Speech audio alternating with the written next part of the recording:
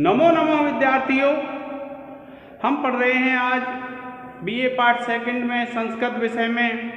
और संस्कृत विषय में पढ़ रहे हैं हम विद्यार्थियों महाकवि कालिदास विरचित अभिज्ञान शाकुंतलम। और ये जो अभिज्ञान शाकुंतलम ग्रंथ है विद्यार्थियों, यह कालिदास का अत्यंत महत्वपूर्ण ग्रंथ है। और इसलिए इस नाटक के विषय में कहा जाता है कालिदासस्य सर्वस्वम अभिज्ञान शाकुंतलम, अर्थात कालिदास का जो अभिज्ञान शाकुंतलम है वह सर्वस्व कहा जाता है। और देखिए विद्यार्थियों, यह जो चतुर्थ अंक है उसके बारे में कहा गया है कि काव्येषु नाटकम रम्यम तत्र रम्या शकुंतला और तत्रापि च चतुर्थो अंक तत्र श्लोक चतुष्टयम। यह कहा जाता है कि जो महाकवि कालिदास का ये जो ग्रंथ है अभिज्ञान शाकुंतलम, इस अभिज्ञान शाकुंतलम नाम के ग्रंथ में जो चतुर्थ अंक है वह अत्यंत महत्वपूर्ण है। यह चतुर्थ अंक क्यों महत्वपूर्ण है? इस चतुर्थ अंक का प्रारंभ रौद्र रस से होता है, जिसमें दुर्वासा ऋषि का प्रवेश है। और इसके बाद इसमें करुण रस आ जाता है। और करुण रस में विद्यार्थियों कन्या की विदाई का वर्णन किया गया है इस अंक में। और कन्या की विदाई का वर्णन किया गया है, इसलिए यह भावपूर्ण उस विदाई के कारण से चतुर्थ अंक अत्यंत महत्वपूर्ण अंक है। और इस अंक में भी 4 श्लोक अत्यंत महत्वपूर्ण हैं, जिनको जब मैं आपको पढ़ाऊंगा तो आपको मध्य मध्य में मैं बता दूंगा। अब क्या होता है कि जो राजा दुष्यंत है वह हस्तिनापुर को लौट गया है।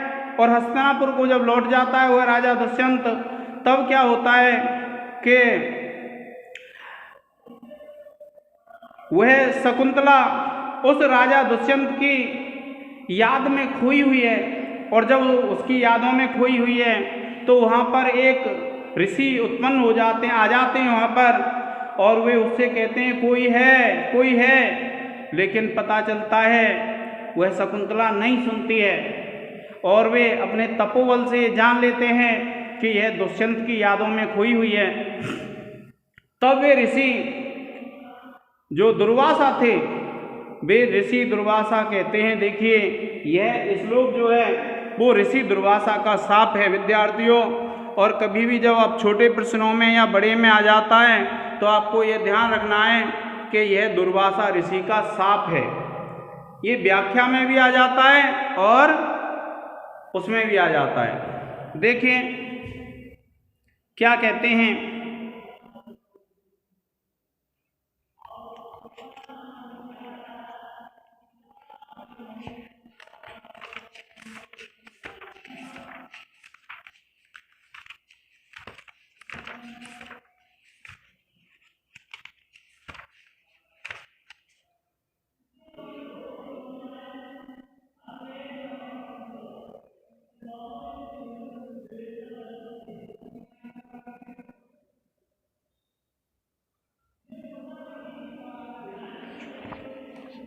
देखिए विद्यार्थियों, वे क्या कहते हैं जो ऋषि हैं दुर्वासा कि विचिंतयन्ति यम अनन्य मानसा तपोधनम वेत्सी न माम उपस्थितम स्मृस्यति त्वाम न सबोधितोऽपि सन कथाम प्रमत्तः प्रथमम कृतामेव।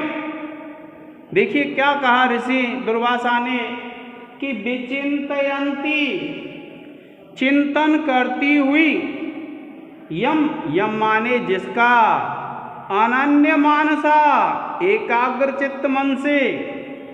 क्या कहा? विचिंतयन्तियम, कि जिसका स्मरण करती हुई, अनन्य मानसा एकाग्र चित्त से, तपोधनम तप ही जिसका धन है, वेत्सी पहचान रही हो, न माम उपस्थितम, कि न माने नहीं, माम माने मुझे, उपस्थितम माने उपस्थित हुए। क्या कहते देखिए कि विचिंतयन्ति यम अनन्य मानसा, कि चिंतन करती हुई जिसका एकाग्र मन से, माम उपस्थितम न वेत्सी तपोधनम, कि मैं तपस्वी यहाँ उपस्थित हुआ हूँ और तुम मुझे जान नहीं पा रही हो। स्मृस्यति त्वाम न, कि वह तुझे याद नहीं करेगा। बोधितो अपि सन, बार बार ध्यान कराए जाने पर भी वह तुझे याद नहीं करेगा। कथम प्रमत्तः प्रथमम कृतामेव, कि कथम बात को, प्रमत्तः जो पागल व्यक्ति होता है, प्रथमम कृतामेव, कि जैसे कोई पागल व्यक्ति होता है और पहले अगर कोई काम कर देता है तो उसको अगर कोई बार बार बात ध्यान दिलाई जाती है तो उस बात को वह जिस प्रकार से याद नहीं करता है, उसी प्रकार से वह जिसको तू एकाग्र मन से सोचती हुई मुझ उपस्थित हुए तपस्वी को नहीं देख पा रही है, वह भी तुझे बार बार याद दिलाने पर भी ऐसे ही स्मरण नहीं करेगा जिस प्रकार से एक पागल व्यक्ति पहले की हुई बात को या कथा को भूल जाता है, उसे बार बार याद दिलाते हैं फिर भी वह याद नहीं करता है। देखिए क्या कहते हैं कि एकाग्र चित्त होकर जिस व्यक्ति का ध्यान करती हुई मुझ उपस्थित हुए तपस्वी को नहीं जान रही हो, वह व्यक्ति याद दिलाए जाने पर भी तुम्हें उसी प्रकार याद नहीं करेगा जैसे पागल व्यक्ति पहले कही हुई बात को स्मरण नहीं करता है। देखिए इस प्रकार से ऋषि जो दुर्वासा हैं वे उसे साप दे देते हैं, और ऋषि दुर्वासा उसे जब साप दे देते हैं तो देखिए कि विचिंत्यन्ति यम अनन्यमांसा, कि जिसका चिंतन करती हुई तू एकाग्र चित्त से तपोधनम न माम उपस्थितम वेत्सि, कि तपी जिसका धन है ऐसे मुझ तपस्वी को नहीं पहचान पा रही हो। स्मृष्यति त्वाम न स बोधितो अपि सन, कि बार बार याद दिलाए जाने पर भी वह तुझे याद नहीं करेगा। और कैसे, कथाम प्रमत्तः प्रथमम कृतामेव, जिस प्रकार से एक पागल व्यक्ति पहले कही हुई बात को याद नहीं कर पाता है, उसी प्रकार से यह व्यक्ति भी तुझे याद नहीं करेगा जिसका चिंतन करती हुई तू मुझ तपस्वी को नहीं पहचान पा रही है। देखिए अगर हम विशेष लिखेंगे तो विशेष में विद्यार्थियों आप लिखेंगे, पहला बिंदु है इसमें आप लिखेंगे इस पद्य में, क्या लिखेंगे, इस पद्य में वंशस्थ छंद है। दूसरा लिखेंगे विद्यार्थियों,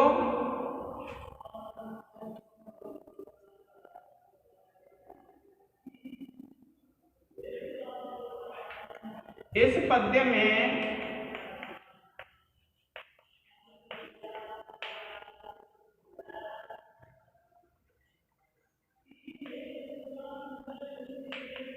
एव के प्रयोग से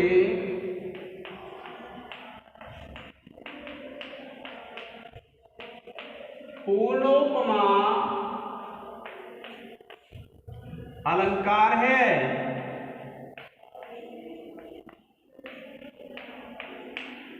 और इसके बाद तीसरा है विद्यार्थियों, इस पद्य में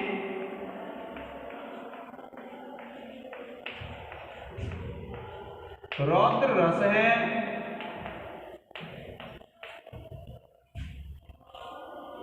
और चौथा है विद्यार्थियों, इस पद्य में वैदर्भी रीति का प्रयोग हुआ है।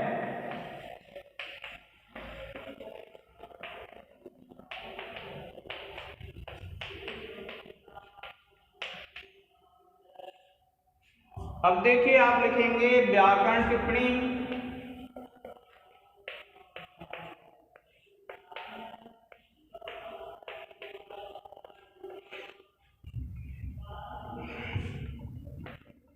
व्याकरण टिप्पणी में देखिए आप लिखेंगे क्या है,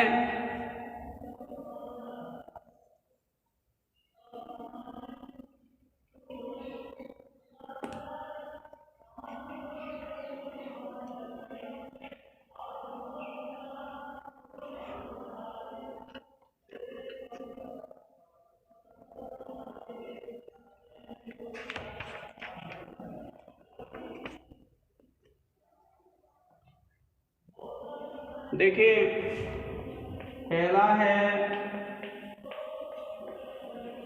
बोधितः, आप लिखेंगे बुध धातु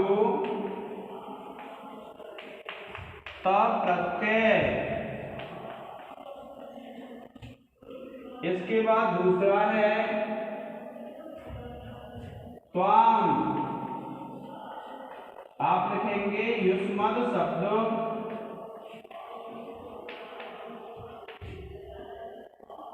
द्वितीया विभक्ति एकवचन।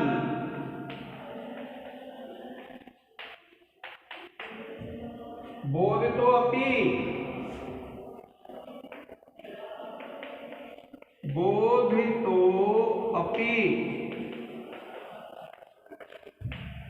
आप लिखेंगे बोधितो प्लस अपि, पूर्व रूप संधि।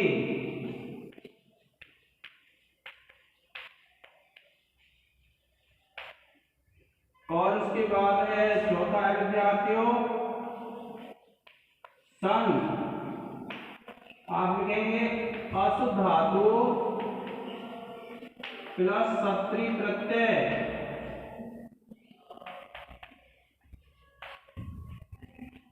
और कथम,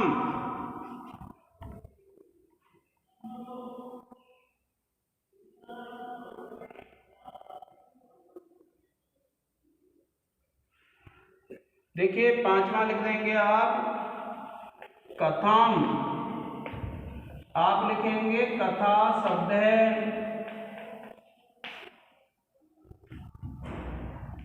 द्वितीया विभक्ति